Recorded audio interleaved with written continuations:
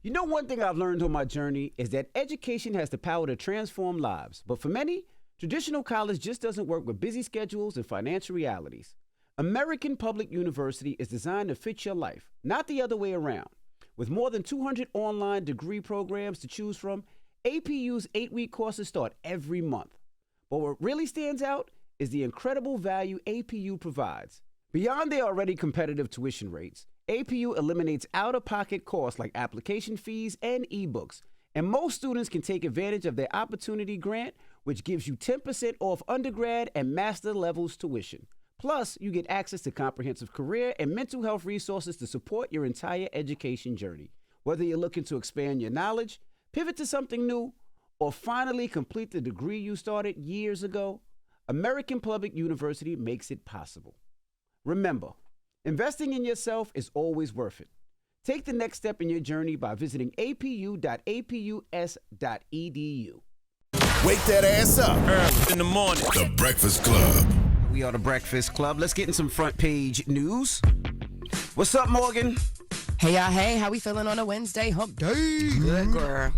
All right, let's get into it. So first on front page, the so-called Trump takeover in Washington, D.C. continues. The Trump administration says homeless people in Washington, D.C. could face jail time amid a federal crackdown on crime in the nation's capital. White House Press Secretary Caroline Leavitt said that homeless people will be given the option to leave encampments and be taken to shelters, but if they refuse, they could face jail time or be hit with fines. Now, this comes as President Trump invoked the Home Rule Act and placed D.C.'s police department, that's they're referred to as Metropolitan Police, under federal control, federal rule. He also activated hundreds of National Guard troops to patrol D.C. streets, and authorities made nearly 24 arrests just the first night. White House Press Secretary Caroline Leavitt said this is just the beginning. Let's take a listen to her comments. Over the course of the next month, the Trump administration will relentlessly pursue and arrest every violent criminal in the district who breaks the law, undermines public safety, and endangers law-abiding Americans. As part of the president's massive law enforcement surge, last night, approximately 850 officers and agents were surged across the city. They made a total of 23 arrests, including multiple other contacts. These arrests consisted of homicide, firearms offenses, possession with intent to distribute narcotics, fare evasion, lewd acts, stalking, possession of a high-capacity magazine. Let me ask you a question, Morgan. You in D.C., what encampments are homeless people in D.C. currently in? And if you can take them from there and put them in a shelter, why aren't they doing that to begin with? If they did that beforehand, then homeless people would have a place to be and there wouldn't be a problem.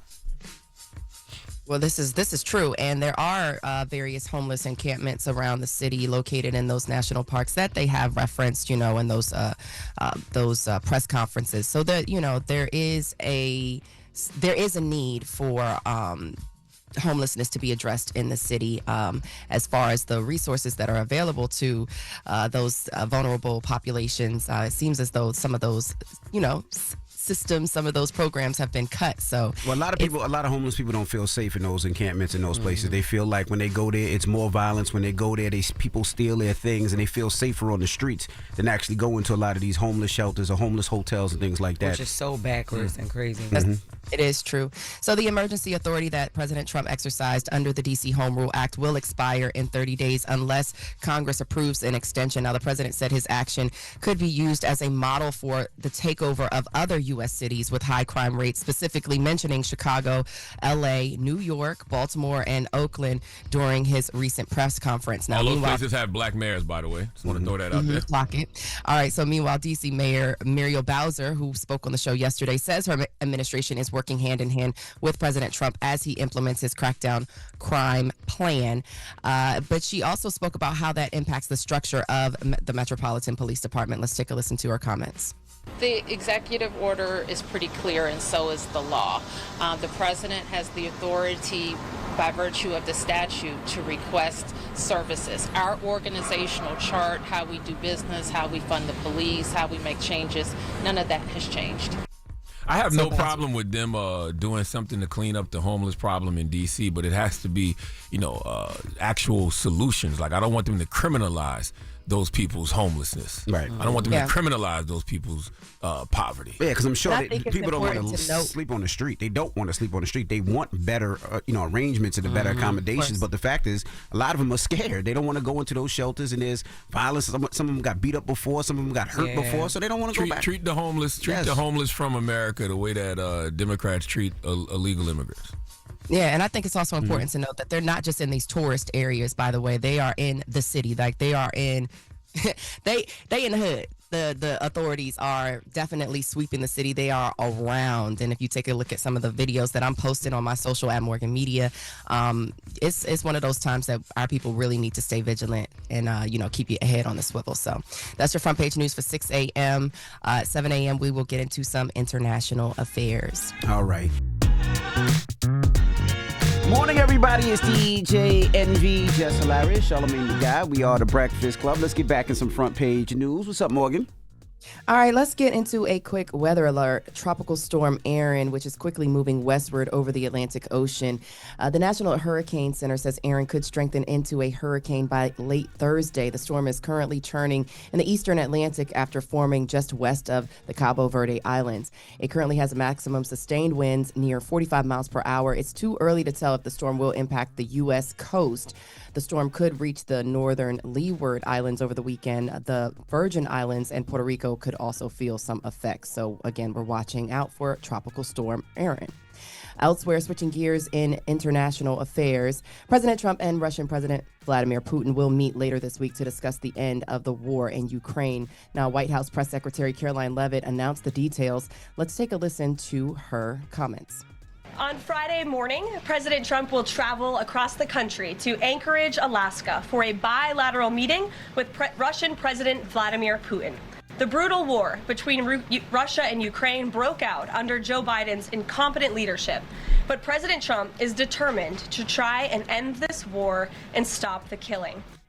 So Leavitt went on to say that Trump is hoping for peace and partnership if possible. President Trump and Ukrainian President Vladimir Zelensky are also set to meet virtually today. Multiple reports indicate that Vice President Vance and European allies will also attend that virtual meeting. Now, Zelensky has recently said that Ukraine won't give up any territory to Russia and will not give up trying to gain NATO membership.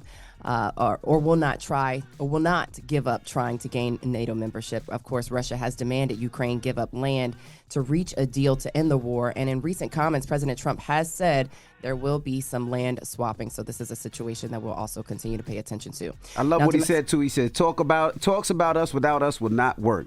He has to be there. He was like, I got to be there. Like, you just can't have a meeting without me. I love it. It don't even make no sense. Yeah, how exactly. you gonna have a peace talk about two countries but don't have one of the countries? Yeah. It don't even make no logical sense. Not at all. Zelensky said, you're going to meet with me today before you go talk to him on Friday. So here domestically in the United States, the drama continues in Texas regarding the GOP redistricting efforts. Now, Texas Governor Greg Abbott is calling for yet another special session. This after the House failed to reach a quorum yesterday. Now, the governor is looking to redraw the state's congressional district maps in an effort that Democrats in the state say will adversely impact votes of color. Now, the passage of the new congressional map would give the GOP 5 additional seats in the U.S. House next year. The Texas Democrats being absent also denied the legislature the quorum needed to hold that vote in the current special session. Now, Abbott says he'll continue to call for new special sessions until the missing Democrats return. Now, Texas Representative Gene Wu, he's among the dozens of Dems who left Texas, and he was deemed the ringleader according to some GOP leaders of this effort. Now, Wu says they are committed to seeing this through, and the support has been real. Let's take a listen to his comments. We're committed more so now than ever to see this through and to make sure that we do what we need to do for the people of Texas and the people of the United States of America. The words of encouragement from across the nation, from just everyday people, have helped us so much and have been such a blessing. It's keeping us going. Now, House Speaker Dustin Burrows announced on Monday that state troopers are conducting stakeouts at homes of absent Democratic House members in attempt to round them up and return them to the Capitol. The Texas Department of Public Safety has also set up a tip line for the public to report sightings of those Democrats. Now, Burrows says absentee Democrats will not only be fined $500 a day, but will also be required to repay the travel cost of bringing them back to the state capital of Austin. Now, the Texas State House, again, like I said, failed to reach a quorum on Tuesday amid the ongoing feud over redistricting. And for my last story, I know this doesn't necessarily impact you guys because y'all don't fly with this airline, but many people do. Spirit Airlines is raising concerns. It may not survive much longer without raising cash. It's in a this after their quarterly report was released on Monday. The budget airline says it continues to be affected by adverse market conditions, including weak demand for domestic leisure travel. This comes less than 6 months after Spirit came out of bankruptcy. Spirit said it's also considering selling airport gates, real estate, and some aircraft to get more cash. So they about to sell the planes and the seats and some more stuff. The airline said management has substantial doubt of its ability to continue operating for another year. So we could see the dissolve of Spirit Airlines if they don't get more cash up under their belt. So that's your front page news. And Morgan Wood, y'all can follow me on socials at Morgan Media. And for more news coverage, follow at Black Information Network. Download the free iHeartRadio app and visit us at BINnews.com. Thank y'all. Thank you, Morgan. No problem. Wake that ass up. Early in the morning. The Breakfast Club.